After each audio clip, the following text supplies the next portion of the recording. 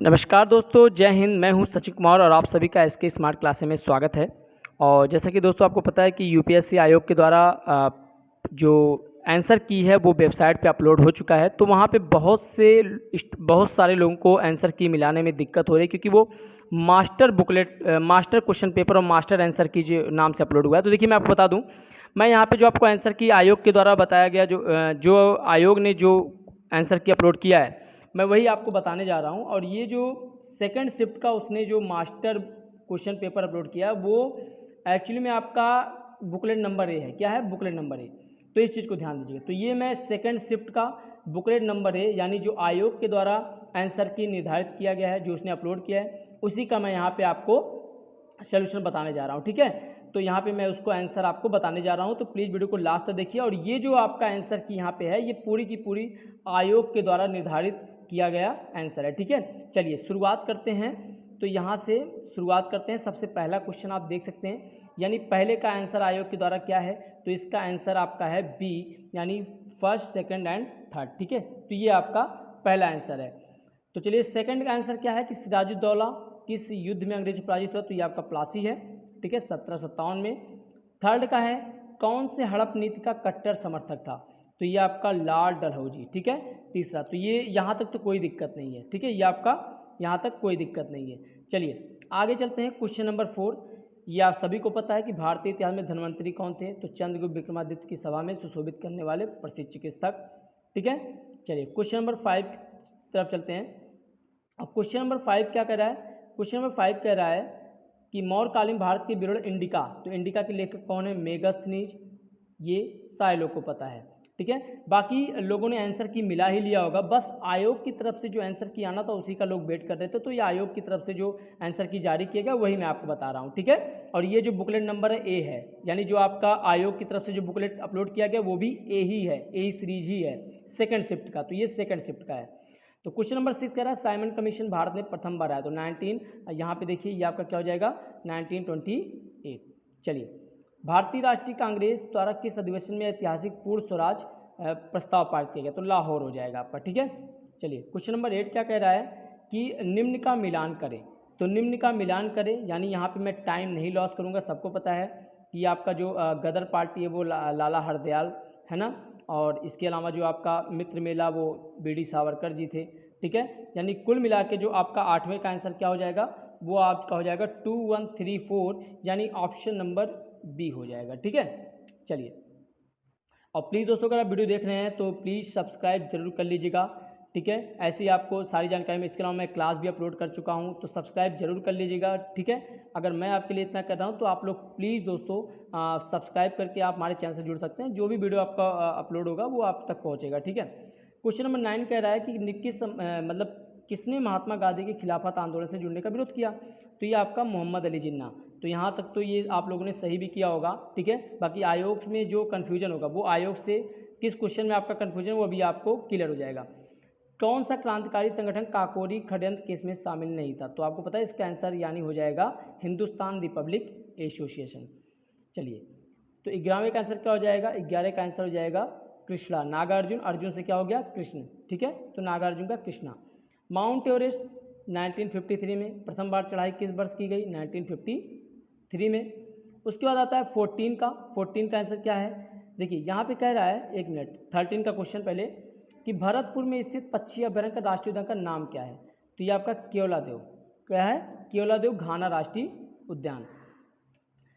फिर आपका है 14, यानी विलाई इस्पात संयंत्र की लौह अयस्क का स्रोत है, तो लौह अयस्क का, देखिए यहाँ पे बहुत सारे लोगों ने कोरबा लगाया था। ठीक है, तो वो आपका गलत है, जो कि 14 क्वेश्चन का जो आंसर होगा वो आपका बता दे, वो आपका हो जाएगा दिल्ली राजहरा। क्या है? दिल्ली राजहरा। ठीक है, चलिए, फिर है दिए गए दर्रों और उनके स्थानों का कौन सा जोड़ सही नहीं है। देखिए यहाँ पे लिखा है कौन सा सही नहीं है, तो एक्चुअली में आपको देखेंगे दूसरा और तीसरा ये आपका सही नहीं है, तो यानी आपका ऑप्शन नंबर बी हो जाएगा, दूसरा और तीसरा।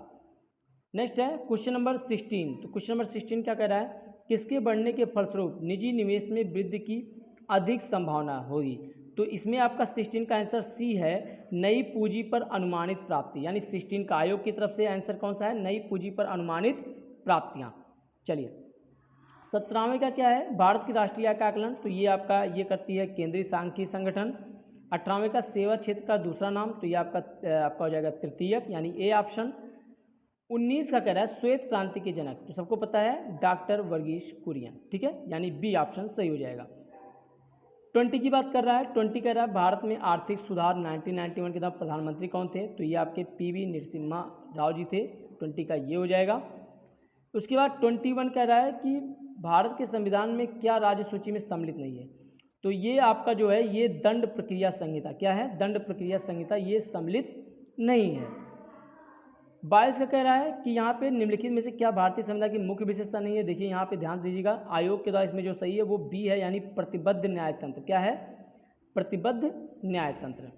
चलिए, निम्न में से क्या भारतीय नागरिकों को आर्थिक न्याय प्रदान करता है, तो ये आपका सी है, राजनीति के निदेशक। इससे पहले लोग इनमें से कोई नहीं ये भी बताए थे, लेकिन यहाँ पे आयोग के द्वारा क्या सही है, राजनीति के निदेशक तत्व।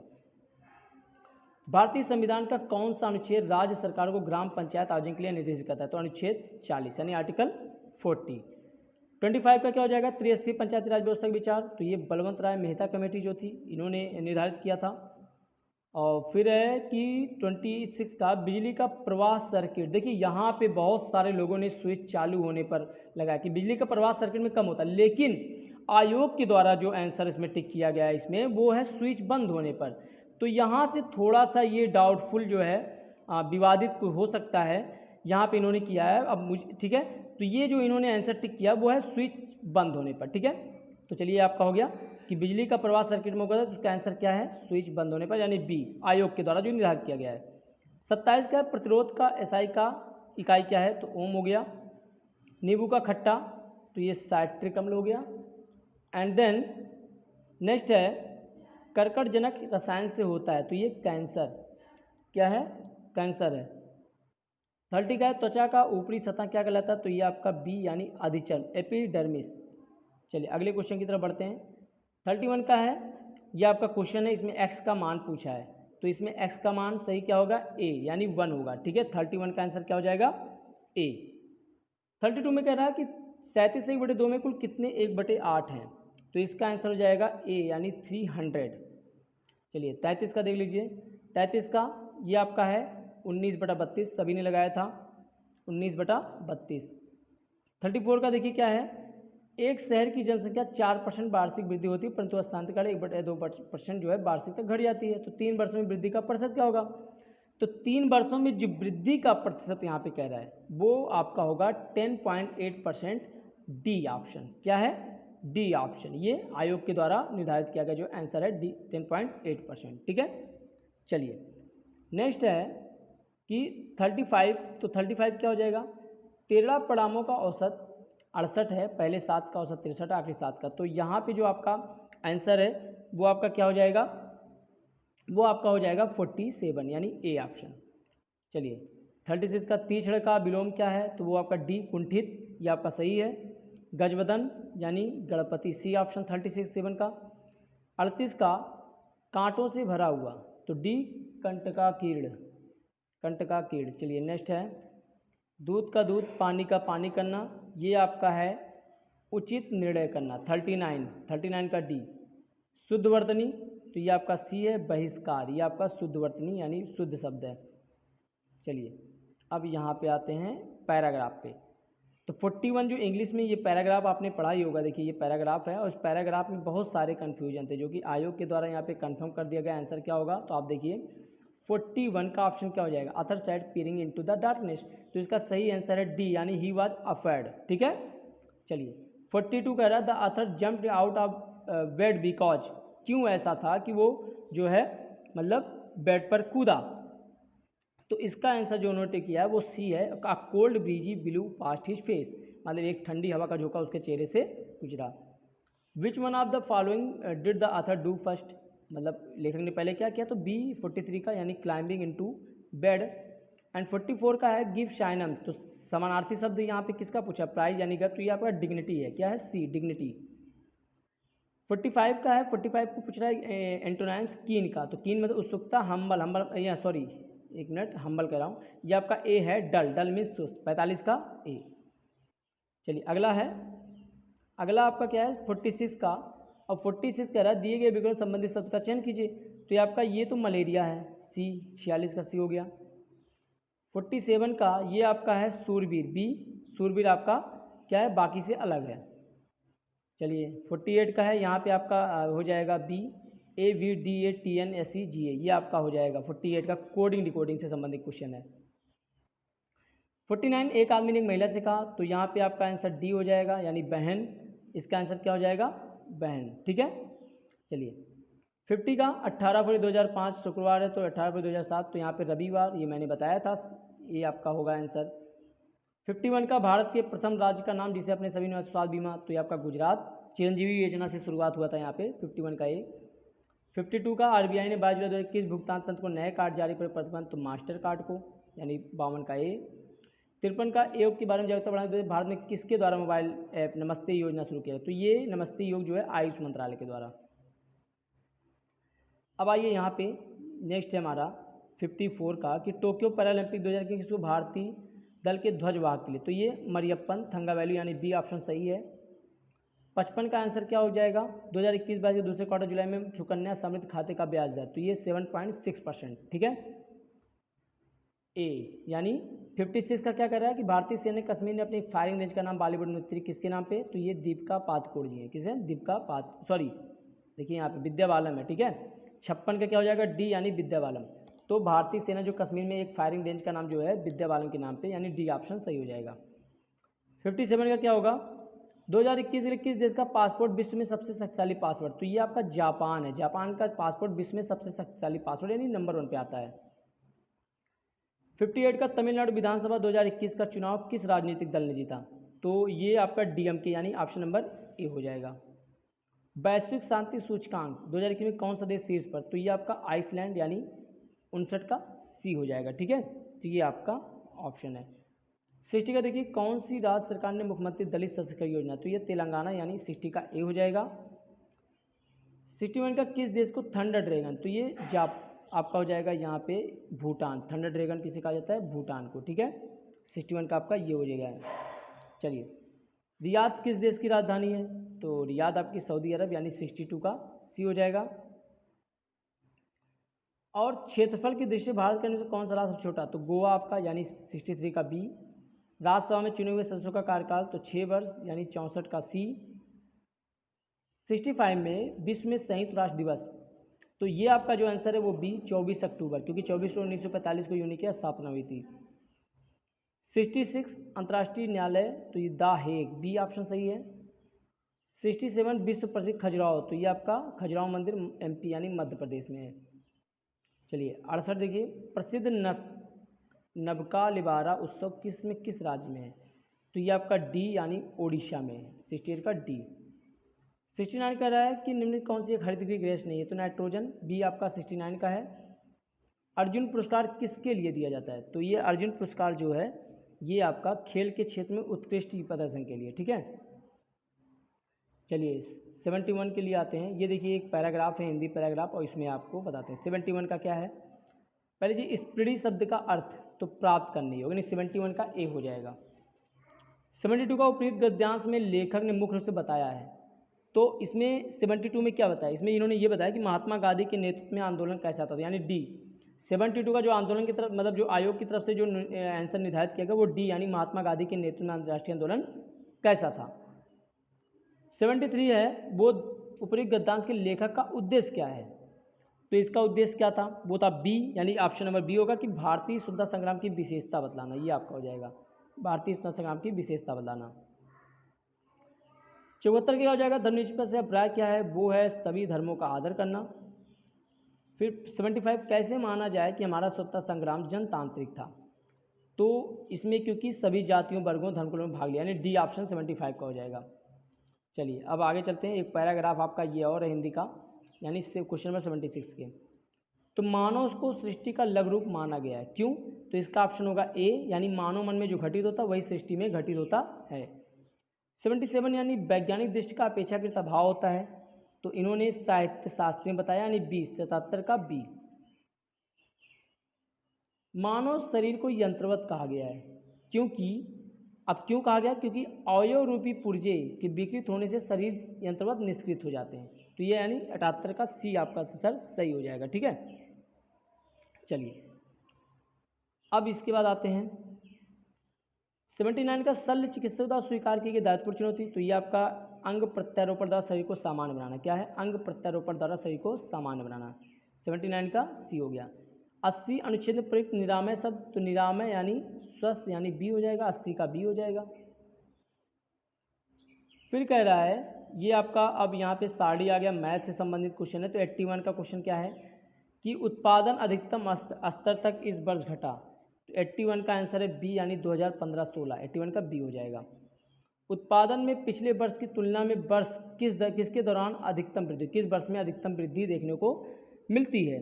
तो ये ए हो जाएगा 2013 और 14। 83 प्रथम 3 वर्ष के दौरान औसत उत्पादन था यानी 83 का। तो 83 का आंसर क्या हो जाएगा आपका? सी यानी 48, ये हो जाएगा। 84 का सीमेंट का अधिकतम उत्पादन दर्ज हुआ। तो कब दर्ज हुआ? बी यानी 2014 से 15 के बीच, ये आपका सही हो जाएगा। 85 का 2011-12 के दौरान उत्पादन वृद्धि प्रतिशत पिछले वर्ष की तुलना में कितना था? तो 85 का जो इसमें आंसर है वो है 31.8% यानी ए हो जाएगा सही।